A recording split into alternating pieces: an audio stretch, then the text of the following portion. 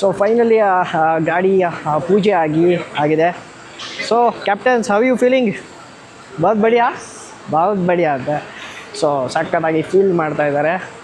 So ಇವರು ಬಂದ್ಬಿಟ್ಟು senior रियो बस कैप्टन. सर आपका नाम?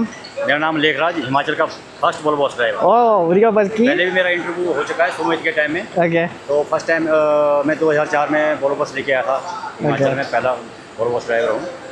और लोग तो वैसे मजाक समझते हैं, लेकिन वो तो जिसको पता है उसको मालूम है, ठीक है। लेकिन कई लोग बोलते हैं कि हिमाचल में जो है ट्रांसपोर्ट की बस पहले आई है, लेकिन पहले प्राइवेट बस आई है दिल्ली के अंदर। उस टाइम 4 ही बसें चलती हिमाचल में, हिमाचल टूरिज्म और HRTC में। तो उसके बाद फिर धीरे धीरे करके फिर बाद में HRTC की भी आई है, उसके बाद वही बाकी सब बसें चलती हैं। Thank you sir. We respect our captains, Volvo captains especially. So drive ಮಾಡೋದು ಸುಲಭ ಅಲ್ಲ, ಸೊ ಎಲ್ಲರಿಗೂ ರೆಸ್ಪೆಕ್ಟ್ ಮಾಡಿ.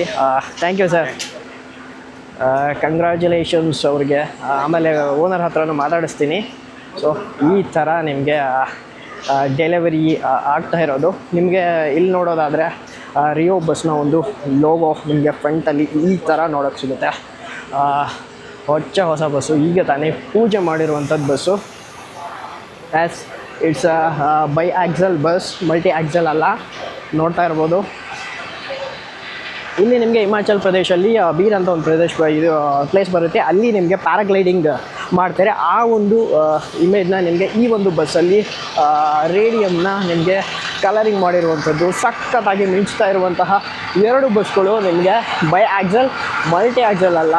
ನೋಡ್ತಾ ಇರ್ಬೋದು ನೀವು. ಇಲ್ಲಿ ಹೋಗ್ಬಿಟ್ಟು ಅವ್ರನ್ನ ಪೇಜ್ ಕೂಡ ಫಾಲೋ ಮಾಡ್ಬೋದು, ರಿಯೋ ಬಸ್.